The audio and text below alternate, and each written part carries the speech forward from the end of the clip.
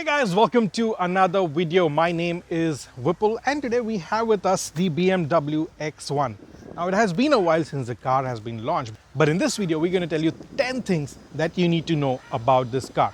Now it's not only limited to the good things, but we're also going to tell you what's not so good about this car. So stay tuned till the end of the video and check out all 10 reasons you should or should not consider the BMW X1.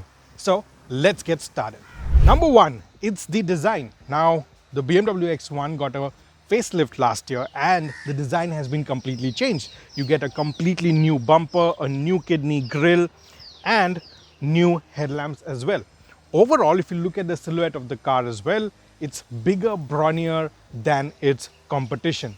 To give you numbers, it is 4.5 meters long and 1.6 meters tall, which is actually as big as the first gen X5 and is just a little smaller than the current gen X3. Number two, the engine and powertrains that you get with this car. Now you get two options, one in petrol, one in diesel. In the competition, you have the Audi Q3 and the Mercedes-Benz GLA.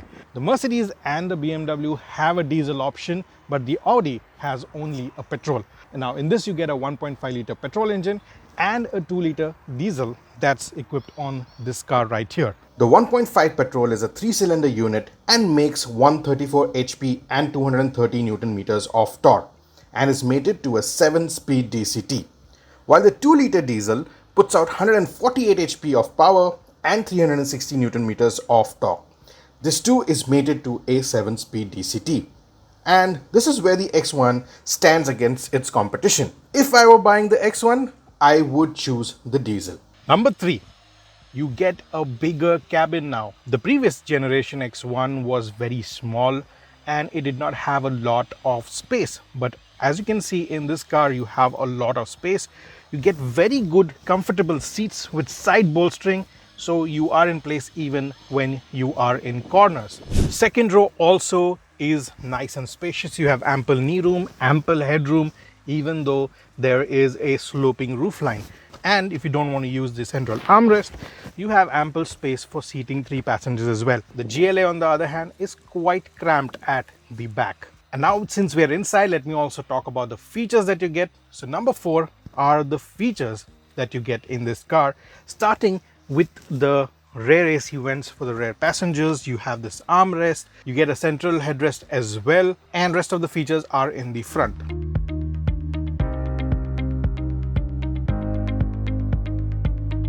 Now the fifth thing that you need to know is this curved display. Now the newer generations of all BMWs are getting this curved LED display, which looks like one connected piece of screen, but it's two different screens connected by a piece of glass. And this is also feature rich and the touch response is also top notch. Now while we are here, there is a sixth point, which is a negative. Now there are no buttons whatsoever to control the volume, to control the AC or any other features that you will require from time to time.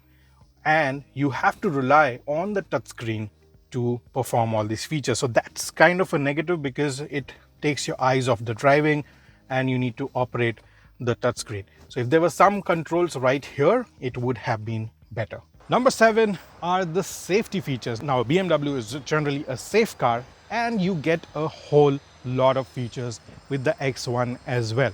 For instance, you get 6 airbags, 3-point seatbelt for all passengers, ISOFIX child seat anchors, TPMS, ABS, EBD, brake assist, hill hold, hill descent control, TCS, to name a few.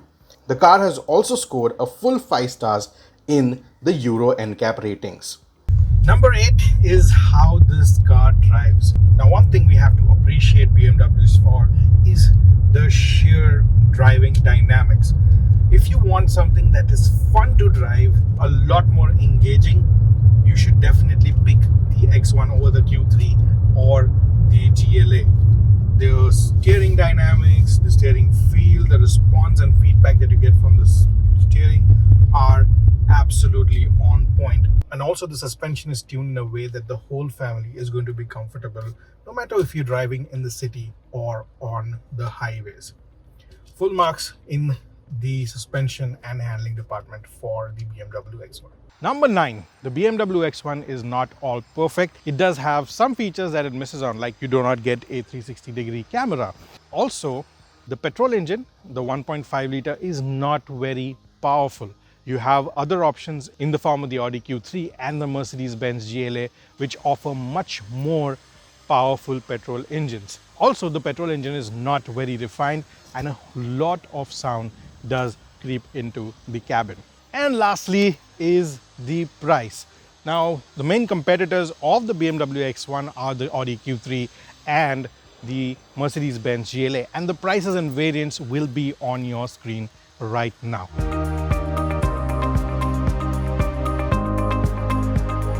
So to conclude, who should buy the BMW X1? Now, if you're looking for a family car to seat 4 to 5 people comfortably, and this is going to be your daily driver as well, you're looking for a balance between performance and efficiency, I would definitely recommend go for the diesel engine of the X1. The petrol is not very powerful. It is a good engine, but you would not enjoy the performance and the refinement of that engine. When you're paying a high premium, you expect a good amount of performance as well. So the diesel variant is the one that you should go for. And if you're in the market for an entry-level SUV in the luxury segment, the BMW X1 with the diesel engine makes absolute sense. It gives good value for money, features, and it will also put a smile on your face. Let us know, what do you think about this car? Would you choose this over the Q3 and the GLA, or would you buy something else with that amount of money that you want to spend on a car? If you have any questions, put them down in the comments below. Subscribe to Motoroids if you haven't already. Press that bell icon so that you get notified whenever we upload our next video. This is Vipul signing off. I'll see you in the next one. Until then, rev hard, rev free, and drive safe.